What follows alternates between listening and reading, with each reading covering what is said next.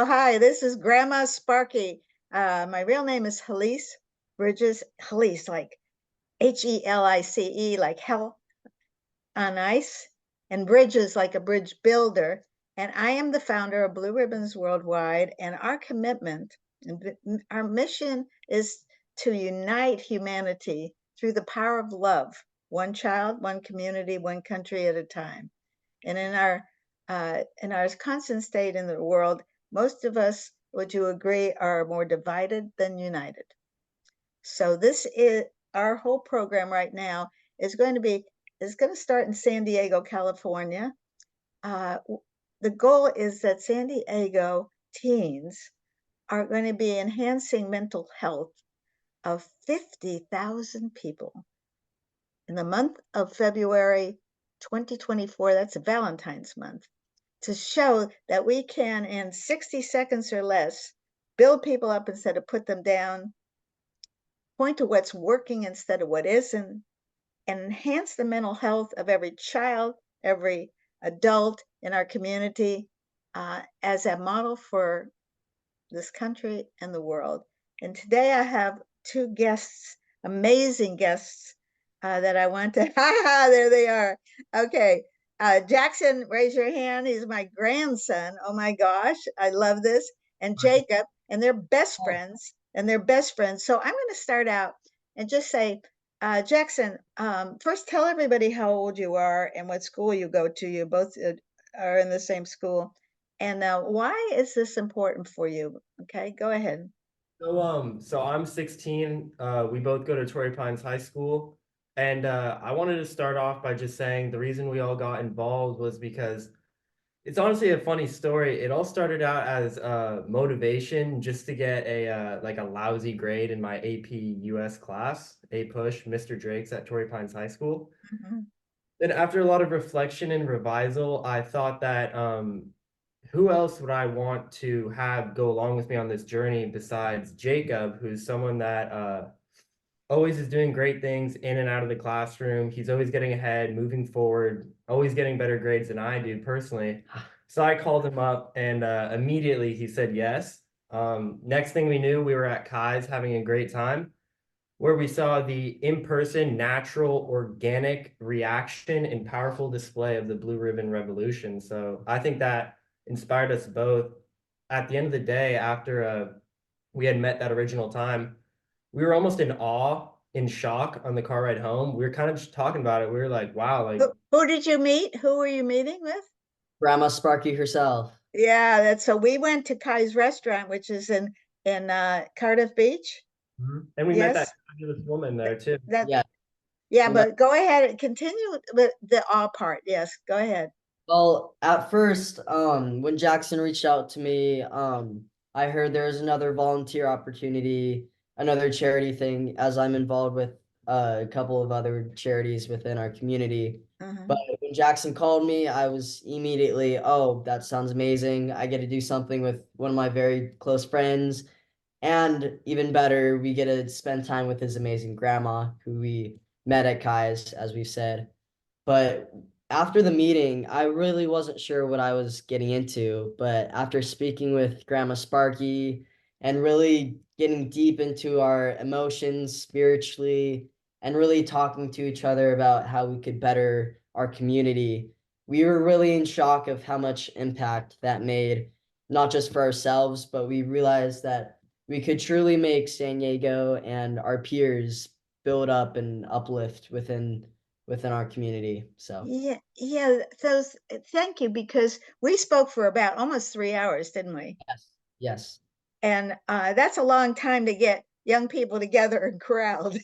Because you've got what you've got your skate. What do you the motocross, yeah. Jackson? Motocross. You got the Well, wrestling, and you got jobs. All that stuff's going on, correct? yes, Man, ma'am. So what was it? So I want to stay with what we're doing, Blue Ribbons Worldwide, because before the another person came on, and we're going to talk about that because it's important. But what Jackson, tell me what you think if you had the three things that came out of that talk. Then I'll ask the same for you, Jacob. our talk together, what was it that inspired you, or what like what, you know? Well, first we were excited to get involved because again, within a year and a half from now, me and Jacob we're going to be either applying or getting admissions to 4-year universities from California and stuff. Uh-huh. So first, we were very interested in working with other foundations around. Like I've been working with Feeding America, the Del Mar community, and all that. So this is kind of just another notch under our belt that would like provide experience for us and Right. a lot of good reinforcement for applications and stuff in the future. Second of all, it was kind of just, I mean, why wouldn't I love hanging out with my own grandma? You know what I mean?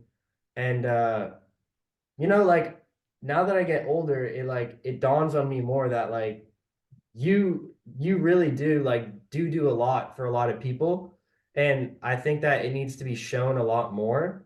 But to us, we did see again the organic like chemistry between you and other people when that woman did come up to us, greet us very nicely. She was in the same world of work that you do, and the fact that you both acknowledged each other on a different level was just, it was pretty So beautiful.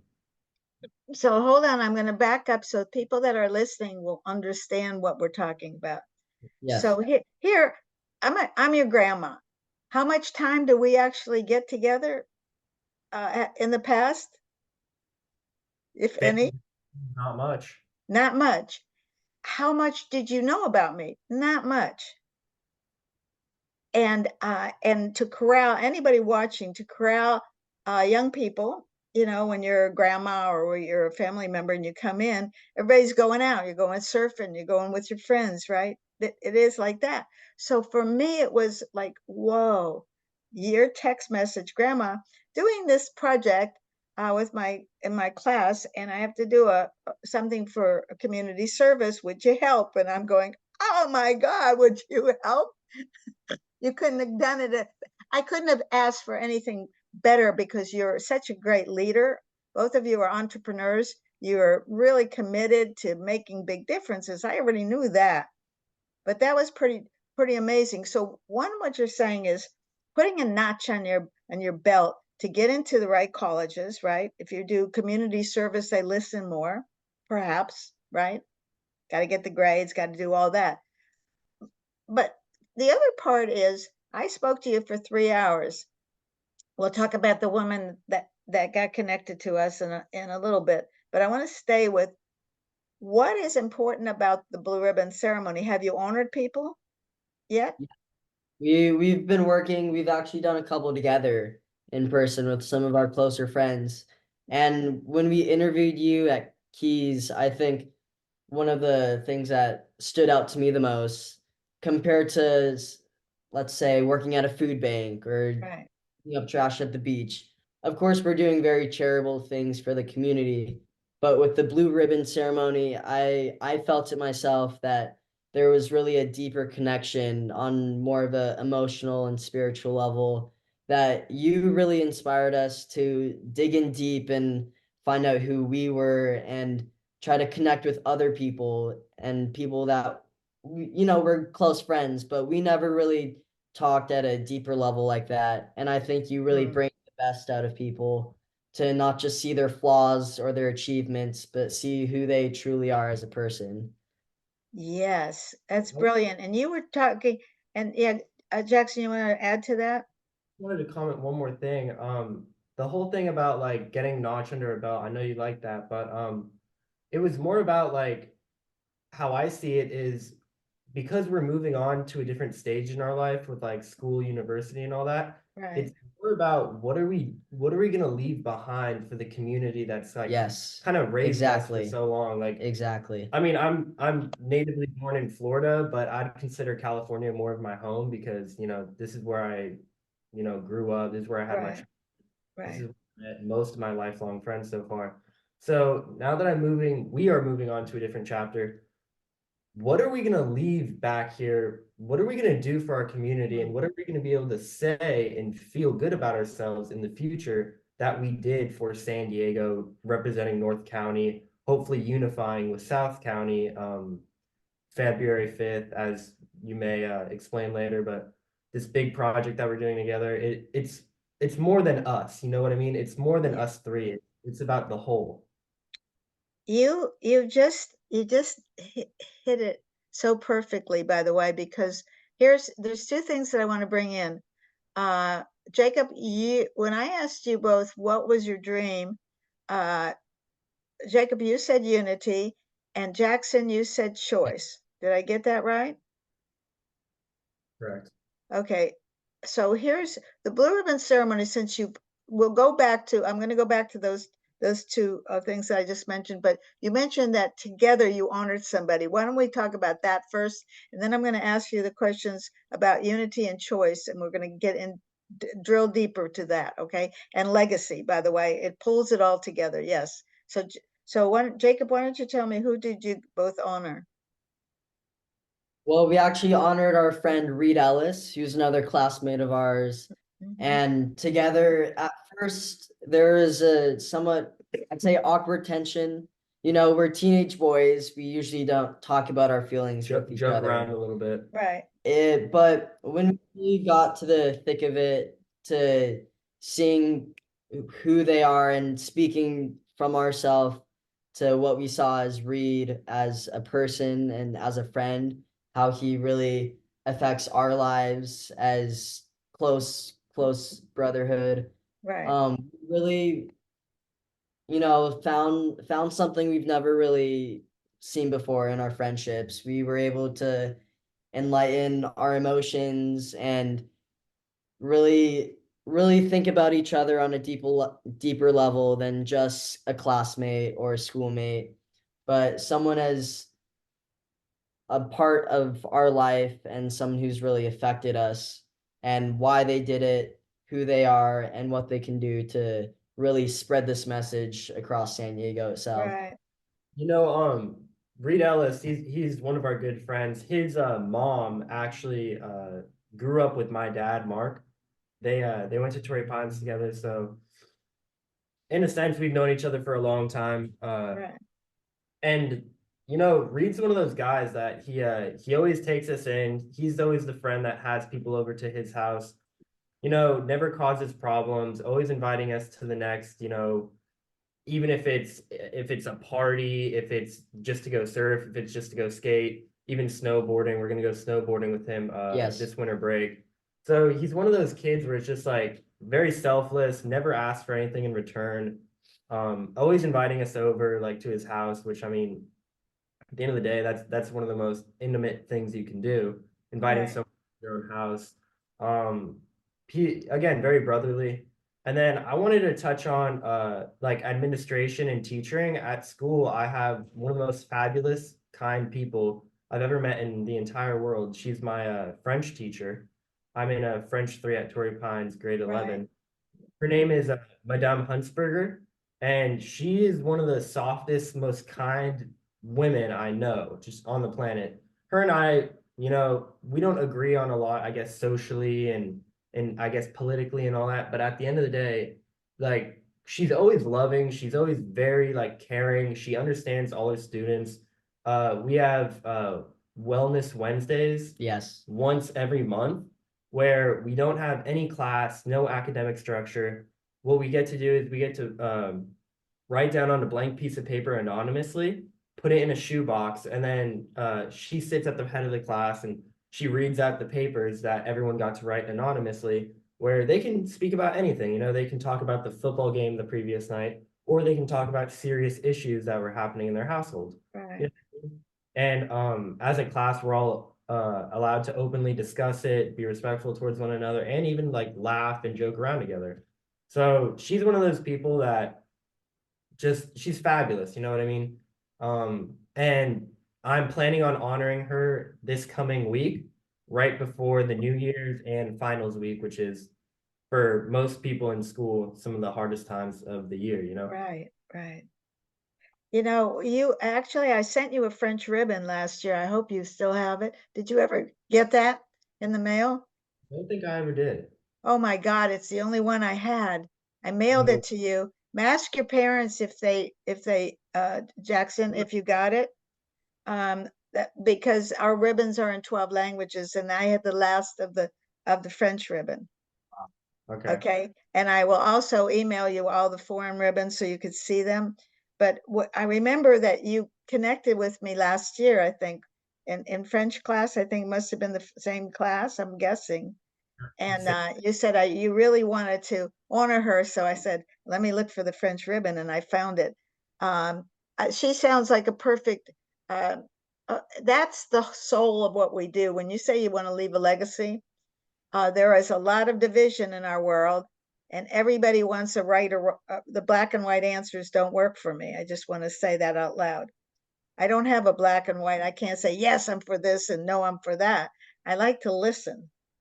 I like to engage people to see what is the greater good that we can come out of it, rather than be so fisted, in our place. Yes. Yep. Yes. And Jacob, I think you talked about unity. And tell me a little bit about, when I asked you what is your dream, and you said unity. I'd like to get more feedback on that. And Jackson, I'll talk to you in a minute about choice. Fair enough? Go ahead. Yes, well, unity, we were talking about one thing that we really want to focus on and hone in, and what we want to not just fix, but try to do better as a person. And I chose the word unity. Right. Really, what inspired me to say that was just observing the world around us, as you say, listening to others. Right. And growing up, I've come to realize that not just in our nation, politically, we're very divided, but on a more social standpoint, people tend to, want to be with themselves, with each other. But I really want to help our community unify, as who I am makes a difference with the blue Yes. ribbon. Right. Can really connect with people on a emotional level. And some ways, that I've been trying to work with unification at school. Actually, I'm the president of the Best Buddies Club. So once a week, we hang out with the special education programs at our school. I'm And grabbing something. Yeah, go ahead. Keep talking. yes, Torrey Pines, actually, in our area, they have the highest percentage of special needs students. And at school freshman year, I really didn't see them involved with our campus, with our school community. So I joined the club, I became a member, and then I rose the ranks, and now this year I'm the president. And I think we've worked many ways. We actually just had our holiday party. We decorated cookies, and we cut up snowflakes with these special needs students. And I think it's just another way where I could unify students with regular or normal abilities with students that aren't as fortunate. They've lived a life where they're stuck in a special needs classroom. And I think unifying, for them, it makes something fun once a week. They look forward to hanging out with just their peers, other people, just to talk to them, just to hang out.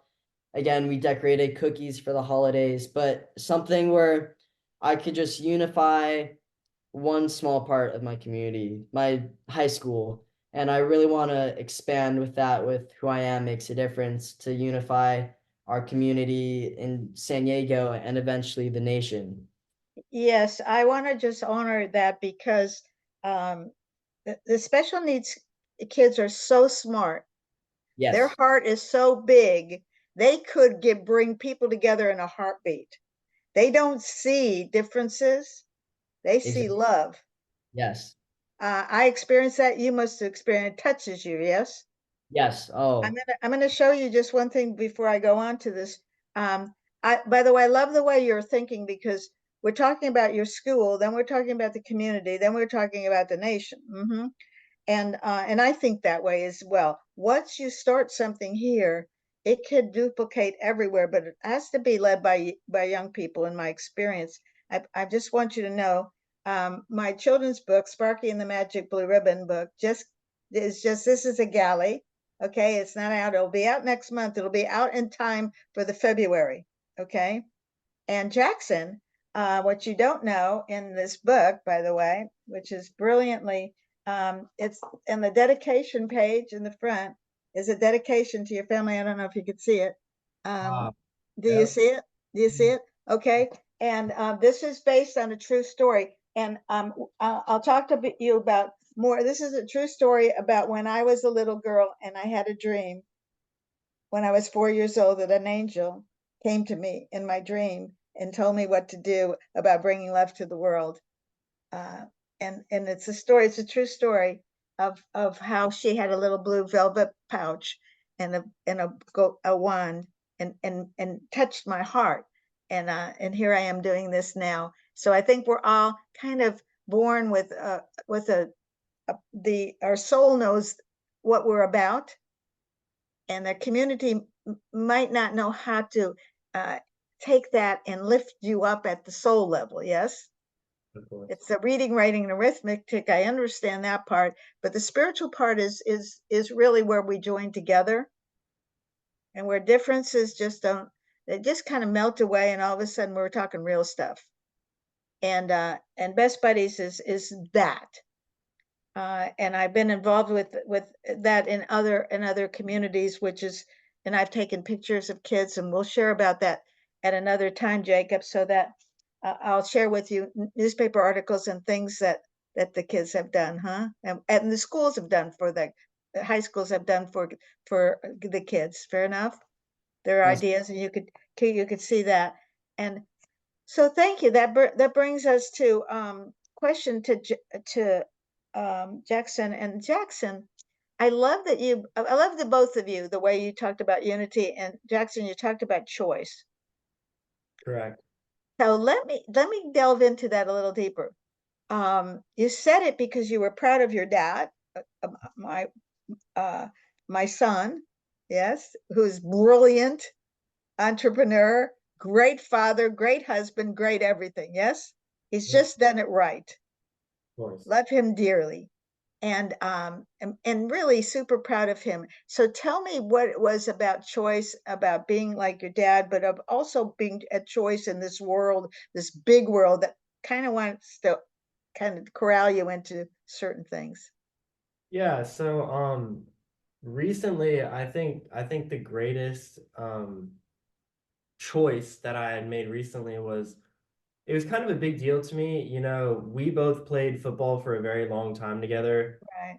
I began in first grade, so last year, my final year, was my 11th year in the sport. And in North America, you know, American football is a very big thing. So the buildup was very intense. You know, it gets very competitive towards this age level. We both completed at least a decade. Yeah. You know, at least Yeah. a decade of football, going through Pop Warner all the way through the Torrey Pine system, finally getting up to freshman, JV, even close to the varsity level. But this year, you know, I did a lot of diving into like what I really wanted to do, where am I going in life, what are my priorities, what are my necessities, and I kind of established that, you know, football was great when it was, but Mm, I gotta get my things straight. You know what I mean? I gotta make some choices in life, and it was pretty tough going through it the first couple years, but then, you know, I came to the realization where I'm really glad I almost ended it where I did, because I ended on a high note. You know what I mean? mm, We got a new coaching staff recently, and you know, we didn't always see eye to eye, bunch completely different personalities and stuff. So it was just it was just I wanted to make a stand on my 11 years. I wanted to make sure that I went out with a bang, a bing, you could say, right. versus you know, going out on a flat note, you know. And that ties into my choice for the rest of my life, because the rest of my life is going to be on things like this. I'm going to have to identify what I do and don't want to do, and where are they going to bring me, you know. And Mark, my dad, he always talks about how if your heart's not in it, don't do it, you know what I mean. Right. I'm sort of doing that. And for the longest time, you know, I always heard it, but I didn't listen to it. You know what I mean? Right. So I really started understanding that a lot more recently. when I started making choices for myself versus like what other people would want. And so I always felt the pressure to always like do good in sports, do good in that. But ever since I've made the choice to leave that whole arena, Yes. I feel like like I'm prospering out here. You know what I mean? I'm still staying active. I'm surfing a lot. I'm riding dirt bikes. I got him in a dirt bike, so we go out to the desert. We have a good time. Um, but yeah, it's just overall like it's the choices you make in life that are really going to have an impact on your mental health, your physical health, and your well-being. So I want to tie that back to my dad. You know, he grew up in a great family, a great place. He always had the choice to do whatever he wanted. But at the end of the day, real estate may have not been his passion. You know what I mean? He's very successful. He did everything he did in real estate. Right. But at the end of the day, it wasn't his passion, but he did what he had to do to provide for his family and also have the choice to do what he wants. Because, we live in beautiful San Diego. Some would say it's the most beautiful, luxurious place in all of the world, arguably. And so, even though it wasn't his passion, he still did what he had to do and he made the choice, the tough choice, to live in a place where he has choice to do what he wants. Right. So he still rides motorcycles like I do. He surfs every morning almost. He has the big lifted van.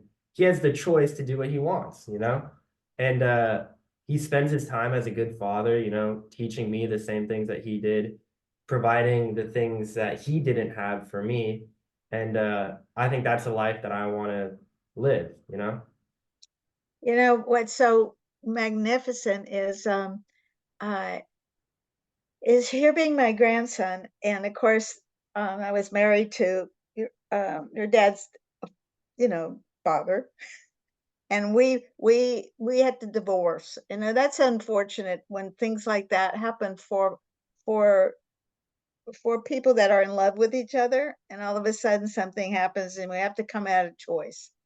And I had to leave um, um, my husband at that time, and we're talking about choices, and I sometimes we don't even realize what the world can open up to us, and that I think is what you're saying.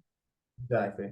Because whether it's leaving football or leaving a marriage that may not be working and can't work for both people, however choice is, or leaving a job that we have, or a school we're going to, or whatever we can do with the resources, whatever. I just want you to know that I went from being homeless at one time and having no money to being a millionaire, to giving up all of that, and to honoring people and telling people how much I love them because I needed to be loved. Going through a divorce is very, very difficult for anybody, and it's difficult for children. And there, it divides our families up. But I want, between the unity and the choice that you just brought, I have a gift for both of you, and it's this blue ribbon. And what is the soul of me that was brought out from me being a little 4-year-old and having a dream that I would bring love to the world, and did not know that till I was adult. It came to me that perhaps maybe people needed to be loved and told what they do right, and build people up, instead of hearing all the news on television and every day about all the disasters going on, and we miss out on all the great people. Yes. Yeah. So I have this for both of you, and it says, it's a blue ribbon. Jackson and Jacob, very good friends, great, great gifted uh, young men who really have the soul and the heart of your community, in your country, in your world, to leave a legacy that builds, that allows people to flourish, no matter what, whether they have a little bit of money or no money, or poor to their billionaires. It doesn't make any difference. We need to be fed that we matter. Yes. Yep. This is for both of you. You are the gems of my life. You are the treasures. You're just solid, beautiful young people that I actually got to meet for 3 hours for the first time and be there with you and watch you and I together go into that deep well of who we really be, not what we have to do in the world. And I love you dearly. And would you accept this gift? Yep.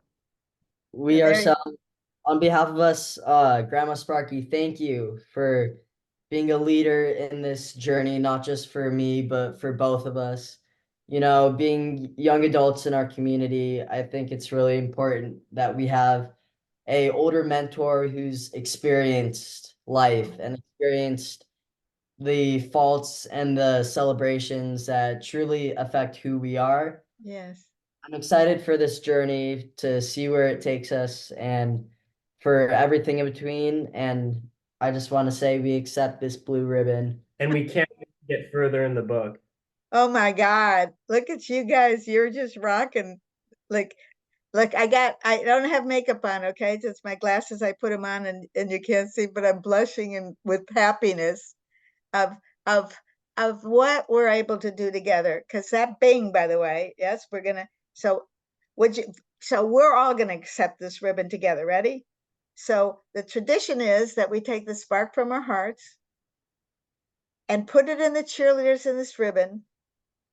It's the sound that makes dreams come true. And the sound is and a one. Let's do it together. Ready? And a one, and a two, and a three. Bing!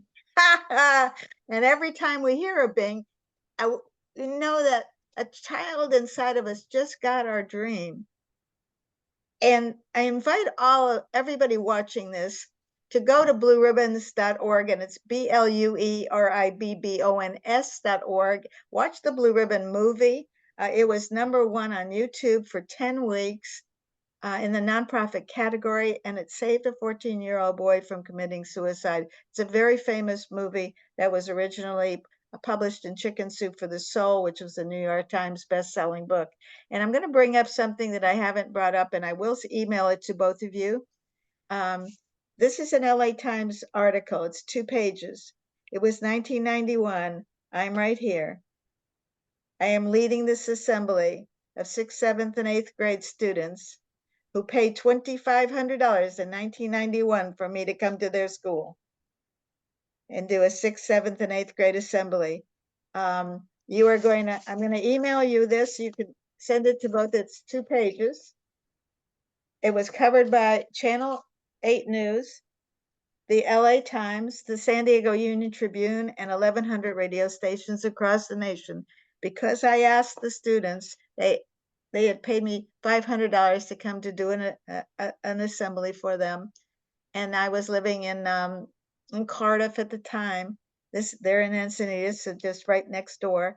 And every time I went to a movie or a restaurant or buying groceries, the kids would come up and say, "When are you coming to my school again?" I said, "I can't come there unless you get to teach the principal behind it, the teachers behind it, and your school board, because they're going to kick me out because I have a ribbon. And they're going to think this crazy lady with the ribbon." And I said, "So I can't get in. You have to be the voice." And so they raised the money on bake sales and other things, car washes and so forth. And then they called me and said, "We have the money." I said, "That's not going to be good enough. You're going to have to get the press behind this because they'll never believe what is about to happen at these assemblies." And so they did. That's what I said. They got the Channel 8, the Los Angeles Times, and the San Diego Union Tribune. They called everybody. They all showed up, by the way. They did show up with the cameras and so forth. And I will say something that you may not know about, and why the one woman that came over to you at the end when we were at the restaurant. I'm going to bring this in right now, and we're going to kind of close on this. And that is because of I was watching when I first started this, I did a breakout session at a big conference, and I watched another breakout session of Jim Tuman, who did these assemblies, this one that I did, and he brought kids to the microphone. Is like 2,000 kids, and he would say to them, I know that you've been bullied and put down by somebody. I want you to come to the microphone and state what happened and the difference it made and what you would prefer them to say. And the kids would line up, and for 3 hours I would just cry. I went to Los Angeles, I watched him at his work, and I said, I'm going to do this. And I didn't have any credibility to do this. I had no book, I had nothing, but I did do this.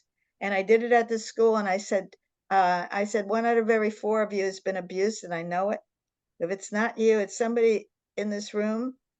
If you have been put down, if you have been bullied, if you've been told that you don't matter, get up to the microphone and state your name, what you did to that person, and apologize.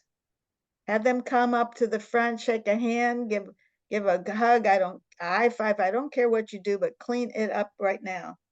And if you have been abused and you're hurting, get up here in this assembly line and in this line and tell everybody what it felt like to be put down. And hundreds of kids lined up. I will leave you with this one story and why we're here today. And that is Amanda Marie Masters was 13 years old in that lineup. She was 6'2" at the time. At 13 years old, she had been in a wheelchair. She had taken a fall and broken her pelvis from a skateboarding accident. And all the kids were making fun of her right here at Degano Junior High School in Encinitas. And she was in that lineup, and she shared what happened. And she said, I'm devastated by everybody laughing at me. I don't even want to come to school. When she left that assembly, kids rallied around her and apologized and cried and told her. And from that time on, she was safe. That was 1991. In 2019, I was doing a broadcast like what we're doing right now, and I was honoring everybody watching. And Amanda watched that. Now she's an adult and a mom, and she started to cry with her friend. And she said, I don't know why I'm crying, but there's something about that blue ribbon. And she said, well, I know Grandma Sparky. Why don't you meet her? She lives not far from you. And so Amanda came to my house, and we're just chatting away. And I told her about some of the stuff I did and mentioned this assembly. And she said, in 1991, were you at Degano Junior High School in Encinitas? I said, as a matter of fact, I'm looking at our archives right now. And I said, you mean this article? She said, yes, I was in that lineup. And I told everybody how I was devastated. And then she called her mother on her iPhone, and she said she just made that phone call right while I was sitting next to me on my sofa. And she said, Mom, do you remember that blue ribbon in 1991, what happened? And her mother said, Al, yeah, everybody ran up to you after and apologized, and you were safe in school from that point on. And there her mother remembered from 1991 that story, and she didn't know she was sitting right next to me. Today, Amanda Marie Masters is a graduate from our Standing Strong Together community building leadership. Her daughter Hannah Katz, who is now 20 years old, will be leading this whole program in Carlsbad to the tune of 11,000 students, training them to reach 50,000. And her brother is in the movie that is about the boy that didn't commit suicide, plays the part of the 14-year-old boy that didn't commit suicide. And Jimmy they're all in this game together. So I want you to know you're not alone. And I'm going to be inviting everybody that's a part of this team to create 50,000 to be involved in our Standing Strong Together leadership program. If you're interested in that, I'll send you information. And then you could be a certified trainer, do what I do wherever you go, in your college, in your school. If that's something you're interested, I'll let you know about that. So in this last moments, Jacob, why don't you go first and just say what difference this interview made for you? And then I'll ask for Jackson and then we'll close. How's that? Well, this interview, I think we together have really been able to hone in on our message and our purpose of why we're doing this. You know, after we met for 3 hours at Keys, we were pretty much in shock and awe of what we really experienced with you. And I think this interview has really helped us not only move forward from that, but hone in on our purpose and what we plan to do in the future with Who I Am Makes a Difference and this amazing opportunity presented for us. I love it. I love it so much. Thank you. And Jackson, Yeah, so we got into a lot more specifics here, definitely for sure. Like even before like the recording began, we got into a lot of stuff of what's gonna happen, how's it gonna happen, more of like a breakdown of like future tense. And we discussed like the whole charity side, the whole raising awareness, money, everything for these ribbons, talking about what's gonna happen February 5th, the big day. And yeah, I'm really excited. This is probably gonna get us both excited. After this recording ends, we're most likely gonna discuss this too. Can't wait to get deeper into the Who I Am Makes a Difference book. Yes, we both brought them. We've both been getting into it a little bit. yes. Reading page by page, you know. Story by story. Story by I love story. how they're little short excerpts where just right before bed we could read at night. Yeah, it's very simple and they're all true stories and to leave a legacy, like the woman that happened to be attracted at Kai's restaurant, I honored one of the waiters. We don't have waiters, servers, and she noticed the ribbon on him, and she said, "What's that about?" And he said, "There's a lady upstairs that gave me this ribbon, and she was watching me talking to you both." And she said, "I've never seen this kind of commitment and energy." And she was a major speaker and trainer of her in her own right, who was gorgeous, and you were just seeing this light bulb around this woman and her commitment, right? Mhm. And so what I want to honor about it is this is what's going to be attracting. You're going to be attracting people like that are you're like uh the to the light, attracting, we say moths to the light, but when you're lit up like this, people want to know more about who you are. What difference do you make?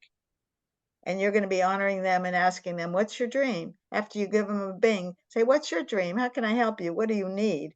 That's what we're going to be doing next in schools. Reading my children's book. You guys can go and read the children's book to elementary kids. Okay. And give them ribbons in their classroom and generate them from the time that they're little to knowing that they can make a difference and they can be at choice and they can bring unity to the world. I bless you. I honor you. I'm inspired by you, and I'm in great gratitude and give my love to your mom and dad and to your sisters, please, who are coming home from college, I guess, for the holidays. Yes. They're already here. Oh, are they? Just tell them I love them. I miss them, and hopefully we can corral them to get together with me. Okay.